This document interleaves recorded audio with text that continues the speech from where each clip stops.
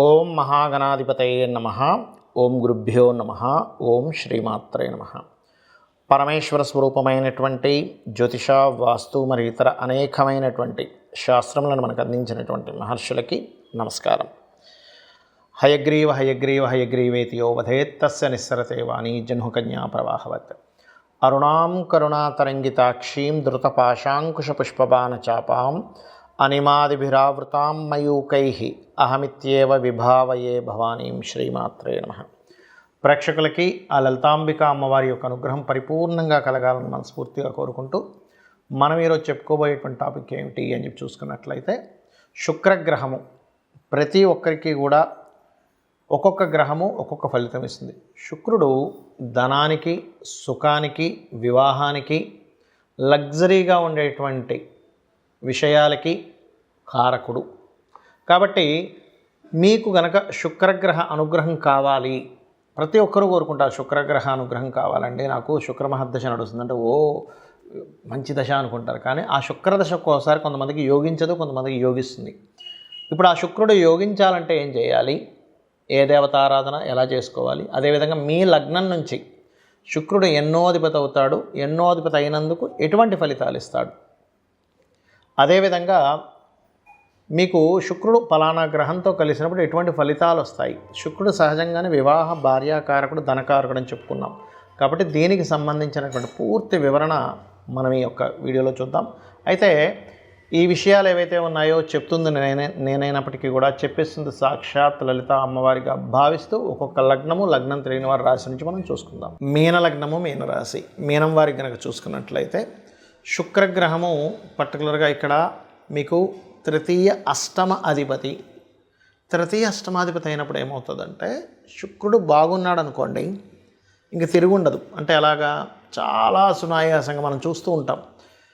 పలానా ఒక ల్యాండ్ విషయంలో ఆయన మధ్యవర్తిగా ఉన్నాడండి, జస్ట్ ఆయన ఒక ఫోన్ కాల్ ద్వారా కొన్ని లక్షలు కలిసి వచ్చేసాయి, కోట్లు కలిసి వచ్చేసాయి అని వింటూ ఉంటాం. అంటే ఏమిటి, ఇక్కడ ఈ శుక్రుడు విపరీత రాజయోగాన్ని పొందుండాలి, లేదా నీచభంగ రాజయోగాన్ని పొందుండాలి శుక్రుడు, అప్పుడు జరుగుతాయి అవి. లేదా శుక్రుడు మంచి పొజిషన్లో ఉండాలి, ఎక్కడా కూడా పాపగ్రహ సంబంధాలు రాకుండా ఉండాలి. అప్పుడు ఇంకా ఒక్క మాటతో ధనం రావడం, ఒక ఫోన్ కాల్తో కలిసి రావడాలు జరుగుతూ ఉంటాయి. నేను ఇట్లాంటి కేసెస్ చాలా చూసాయి, ఇలాంటి జాతకాలు.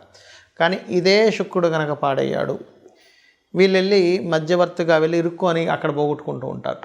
ఆస్తులు అంటే పూర్వీకుల ఆస్తులు పోగొట్టుకోవడం, మీ యొక్క సిగ్నేచర్ ఇంకెవరో 40 చేసి మీ ఆస్తులు అమ్మేసుకోవడం, మీ తాతగారు ఆస్తులు అమ్మేసుకోవడం, అన్నదమ్ములతోనే ఇబ్బందులు రావడం, అన్నదమ్ములు సహకరిస్తారనుకుంటే వాళ్ళే మీకు ఇబ్బందులు క్రియేట్ చేయడం జరుగుతూ ఉంటుంది. ఎందుకంటే శుక్రుడు మీకు 3-8 అధిపతి. అన్నదమ్ములు, అక్క చెల్లెలకు కారకుడు. ఇన్సూరెన్సెస్ సరైన సమయంలో ఇన్సూరెన్సెస్ కట్టకపోవడం వల్ల, లేనట్లయితే ఒక్కోసారి ఏమవుతుందంటే సుఖ వ్యాధులు వస్తుంటాయి కొంతమందికి. చూడండి, గైనికల్ ఇష్యూస్ రావడం లేడీస్కి, లేనట్లయితే కొన్ని ఇట్లాంటివి జరుగుతూ ఉంటాయి. ఇవి చూసుకోవాలి. సరే, ఇక్కడ మీకు ఇబ్బంది అవుతుంది, శుక్రదశ వచ్చినప్పటి నుంచి ఇంకా నాకు ఎక్కువగా కమ్యూనికేషన్స్ ఇబ్బందులు పడ్డాయి, అన్నదమ్ములతోనే, అక్కచెల్లెలతోనే, ఎక్కువగా అక్కచెల్లెలతో ఇస్తూ ఉంటాడు, ఎందుకంటే శుక్రుడు స్త్రీకారకుడు కాబట్టి జరుగుతున్నాయి అన్నప్పుడు మీరు ఒకటే గుర్తుపెట్టుకోండి, మీ యొక్క శుక్రరాశుల్లో ఏ గ్రహాలు ఉన్నాయో చూసుకోండి. అంటే వృషభంలో, తులలో ఏ గ్రహాలు ఉన్నాయో చూసుకొని ఆ గ్రహాలకి దీపారాధన చేయండి. అలా ఆ గ్రహాలకి దీపారాధన చేస్తూ మీరు నిత్యము కనుక తెల్లటి పుష్పాలు తీసుకోండి. తెల్లటి పుష్పాలు తీసుకుని ఒక్కొక్క పుష్పం వేస్తూ అమ్మవారి ఆరాధన, అంటే లక్ష్మీదేవికి అనుకుంటే లక్ష్మీ ఆరాధన, లక్ష్మీ అష్టోత్తరం చదువుకుంటూ చేయండి, లేదా లలితా సహస్రనామాలు చదువుకుంటూ చేయండి. ఇవన్నీ నాకు తెలియవు అనుకుంటే ఓం శ్రీమాత్రే నమః అనుకుంటూ తెల్లటి పుష్పం ఎన్నో ఒక ఇన్ని పుష్పాలు తీసుకోండి, లెక్కేం పెట్టకండి. లేదా 108 తీసుకుంటానంటే 108 తీసుకొని ఓం శ్రీమాత్రే నమః లేదా లక్ష్మీ అష్టోత్తరాలు చేసుకుంటూ చేయండి. ఖచ్చితంగా మీరు బయటపడడం జరుగుతుంది. శుక్రుడు పాడైతే ఒకటే గుర్తుపెట్టుకుంటే యాక్సిడెంట్స్ కూడా అవుతాయి. కాబట్టి మీకు శుక్రుడు పాడయ్యాడు, యాన్స్టస్ ప్రాపర్టీ మీ పేరు మీద ఉండకూడదు, వాహనం మీద వెళ్ళేటప్పుడు కాస్త స్లోగా వెళ్తూ ఉండండి, ఈ జాగ్రత్తలు తీసుకోండి. బాగున్నాడు, అద్భుతంగా ఉంటుంది. కాకపోతే బాగుపరుచుకోవడానికి కూడా ఈ తెల్లటి పుష్పాలతో అమ్మవారిని ఆరాధించడం ఖచ్చితంగా దోషం పోగొడుతుంది. చాలామందికి శుక్ర సంబంధించినటువంటి మహాదశలు వచ్చినప్పుడు యోగించదు. ఎందుకు యోగించదో కూడా చెప్తా ఇప్పుడు నేను మీకు. శుక్రుడు గుర్తుపెట్టుకోండి, శుక్ర రాశుల్లో ఏదైనా పాపగ్రహాలున్నా, చాలా ఇన్డెప్త్ సంబంధించిన విషయం ఇది. శుక్ర రాశుల్లో పాపగ్రహాలున్నా, శుక్రుడిని పాపగ్రహాలతో కలిసిన శుక్రదశ యోగించదు. అప్పుడు మనం ఏం చేయాలి అంటే చాలా సింపుల్. ఏ గ్రహాల ద్వారా అయితే ఆ యొక్క రాసులు ప్రభావితమయ్యాయో ఆ గ్రహాలకు సంబంధించినటువంటి దానము లేదా దేవతారాధన చేసుకోవాలి, గుర్తుపెట్టుకోండి. ఇప్పుడు ఎలాగంటే ఇది ఎందుకు ఇలా పనిచేస్తుంది అంటే చిన్న ఎగ్జాంపుల్ చెప్తా చూడండి. మీకు ఒక అబ్బాయో అమ్మాయో ఉన్నారు, వాళ్ళని తీసుకెళ్ళి హాస్టల్లో వేశారు. హాస్టల్లో వేసి చదువుకునే సమయంలో హాస్టల్లో ఉండేటువంటి రూమ్మేట్స్ కనుక కరెక్ట్ పర్సన్స్ అనుకోండి, ఇంకా బాగా చదువుతాడు, అమ్మాయి కావచ్చు అబ్బాయి కావచ్చు. అదే హాస్టల్లో రూమ్మేట్స్ ఉన్నటువంటి వాళ్ళు కనుక ఈ అబ్బాయి యొక్క చదువుని కాన్సన్ట్రేషన్ పక్క తప్పించేలాగా ఉన్నారనుకోండి, అప్పుడు పరిస్థితి ఏంటి? ఈ అబ్బాయి చదువు మీద, అమ్మాయి కావచ్చు అబ్బాయి కావచ్చు, చదువు మీద కాన్సన్ట్రేషన్ పక్కకు పోతుంది. అలాగే గ్రహాలు ఎప్పుడు కూడా ఆ శుక్రరాశుల్లో ఉండేటువంటి గ్రహాలు ఏమిటో చెక్ చేసుకోవాలి, శుక్రుడితో ఉండేటువంటి గ్రహాలు ఏంటో చెక్ చేసుకోవాలి. దాన్నే PAC అంటారు, అంటే ప్లేస్మెంట్, ఆస్పెక్ట్ అండ్ కంజంక్షన్. ఇది చాలా ముఖ్యమైనటువంటిది. అలాగే శుక్రుడితో కొన్ని గ్రహాలు కలిసి ఉంటాయని మనం చెప్పుకున్నాం, దానివల్ల కూడా ఫలితాలు వస్తాయని చెప్పుకున్నాం. ఉదాహరణకి శుక్రుడితో రవి ఉన్నాడు అనుకోండి, కంబస్ట్ అయ్యాడు, ఉదాహరణకి రవితో శుక్రుడు, అప్పుడు ఏమైపోతుంది? శుక్రదశ రాగానే అన్ని స్ట్రక్ అయిపోతూ ఉంటాయి. అలా కాకుండా కంబస్ట్ అవ్వలేదు కానీ కలిసి ఉన్నారు, అంటే 8 డిగ్రీలు దాటి ఉన్నారు. అప్పుడు ఏమవుతుంది? శుక్రదశ వచ్చినప్పటి నుంచే రాజకీయంగా వెళ్ళడం కానీ, అధికారికంగా వెళ్ళడం కానీ, సంతానం మూలంగా గ్రోత్ అవ్వడం కానీ, గవర్నమెంట్ రిలేటెడ్ సంబంధించిన ధనయోగాలు కానీ జరుగుతూ ఉంటాయి. అదే శుక్రుడు చంద్రుడితో కలిసి ఉన్నాడు, అప్పుడేంటి? కళారంగ సంబంధంగా వెళ్ళడం, మాటిమాటికి మార్పులు, అంటే ఒకే దగ్గర ఉంటే మీకు యోగించదని మీరు అర్థం చేసుకోవాలి. శుక్రుడు రాహుతో ఉన్నాడు అనుకోండి, అప్పుడు విదేశీ సంబంధంగా ఆన్లైన్ రిలేటెడ్ మూలంగా ధనయోగం వస్తుంది. అయితే ఇక్కడ ఏంటంటే ఆ శుక్రుడు రాహు ఉన్నటువంటి ప్రదేశంలో ఇంకేదైనా పాపగ్రహం ఉందా ఈజ్ మోస్ట్ ఇంపార్టెంట్. అదేవిధంగా శుక్రుడు కేతు ఉంటే కనుక లక్ష్మీ గణపతి ఆరాధన చేసుకుంటూ కేతుగ్రహం దగ్గర శుక్రగ్రహం దగ్గర దీపారాధన చేసుకుంటే యోగిస్తుంది. కాకపోతే శుక్రకేతు కాంబినేషన్ అనేటువంటిది ఆధ్యాత్మికంగా వెళ్ళేటువంటి వారికి, అంటే పౌరహిత్యం చేసేటువంటి వారికి ఇబ్బంది ఉండదు, వాళ్ళకి ఆ రూపంలో డబ్బులు అనేటువంటి వస్తూ ఉంటాయి. సాఫ్ట్వేర్ రిలేటెడ్ సంబంధంగా కూడా ధనయోగం రావడం జరుగుతుంటుంది.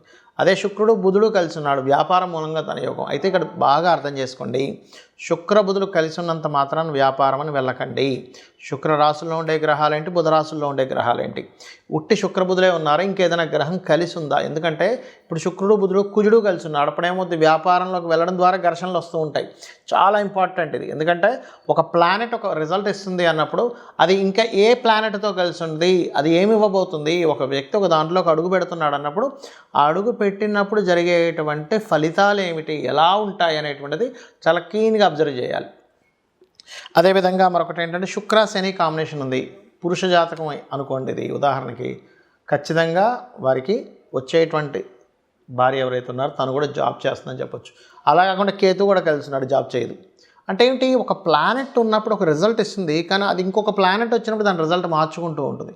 అలా కాకుండా శుక్రుడు శని కాకుండా బుధుడు కూడా ఉన్నాడు, వచ్చేటువంటి జీవిత భాగస్వామి జాబ్తో పాటు బిజినెస్ కూడా చేస్తుందని చెప్పొచ్చు. అలా కాకుండా శుక్రుడు కుజుడు మన శని ఉన్నారు, అప్పుడేంటి? వచ్చేటువంటి జీవిత భాగస్వామి కాస్త అగ్రెసివ్గా ఉంటుంది, స్ట్రైట్ ఫార్వర్డ్నెస్గా ఉంటుందని చెప్పొచ్చు. అంటే ఏంటి? శుక్రుడు వల్ల మనం వచ్చేటువంటి జీవిత భాగస్వామి ఎలా ఉంటుంది, తను ఏం చేస్తుంది, తన యొక్క స్వభావం ఏమిటి, తను వచ్చినప్పటి నుంచి వీళ్ళకు ఉండేటువంటి లైఫ్లో ఎటువంటి చేంజెస్ ఉంటాయి. ఒకవేళ ఏదైనా దోషం ఉన్నట్లయితే ఇది వివాహానికి కూడా చూపిస్తుందని చెప్పుకున్నాం మనం. ఒకవేళ వివాహ సంబంధించిన దోషం ఏదైనా ఉన్నట్లయితే దానికి సంబంధించింది ఎలా చేసుకోవాలి, ఎందుకంటే శుక్రగ్రహం పర్టికులర్గా మీకు అది డ్యూయల్ సైన్లో ఉంటే ఒక రిజల్ట్, ఫైరీ సైన్లో ఉంటే ఒక రిజల్ట్స్, చర్రాసులు ఉంటే ఒక రిజల్ట్స్ అనేవి ఇస్తూ ఉంటాయి. శుక్రుడు అబ్జర్వ్ చేసే వివాహ జీవితం ఎలా ఉంటుందో చెప్పొచ్చు. 7వ స్థానాన్ని 12వ స్థానాన్ని అబ్జర్వ్ చేసుకొని ఎటువంటి ఫలితాలు వస్తాయి. ఒకవేళ శుక్రుడు గురువుతో ఉన్నాడు, గైడింగ్ నేచర్ ఉండే జీవిత భాగస్వామి వస్తుంది. అంటే ఏంటి? తను ప్రతిదీ చూసుకుంటూ ఉంటుంది. ఆ రకంగా ఏంటంటే మనం అసలు శుక్రుడు ఉండేటువంటి స్థితి ఏమిటో అనేటువంటి చూసుకోవాలి. కుజుడితో ఉన్నాడు, ఫైరీ నేచర్. అలా ఒక్కొక్క దాన్ని బట్టి ఇప్పుడు అదే కుజుడు కనుక బాగా పాడైపోయాడు, అప్పుడు ఏమవుద్ది? జీవిత భాగస్వామికి మాటిమాటికి ఏదో యాక్సిడెంట్స్ అవ్వడము, మిస్క్యారేజ్ అవ్వడము, లేకపోతే ఆపరేషన్స్ అవ్వడం, ఇట్లాంటివి జరుగుతూ ఉంటాయి. కాబట్టి ఏంటి? ఇక్కడ ఈ శుక్ర గ్రహం యొక్క ప్రభావం తగ్గాలంటే ఒకటే గుర్తుపెట్టుకోండి, శుక్రుడు ఏ గ్రహాలతో కలిసి ఉన్నాడు, ఏ పాపగ్రహాలతో కలిసి ఉన్నాడో ఆ గ్రహాలకు దీపారాధన చేయండి, ఆ గ్రహాలకు సంబంధించి దానం ఇవ్వండి. Point number 1. రెండవది, శుక్రుడు బాగా యోగించాలంటే గణపతి, లక్ష్మీ గణపతి ఆరాధన చేసుకోవాలి. లలితా సహస్రనామాల యొక్క శ్రవణము పఠనము చేయండి. అదేవిధంగా వీలైనంత మట్టుకు శక్తిదేవత ఆలయాలకు ఎక్కువగా సందర్శిస్తూ ఉండండి.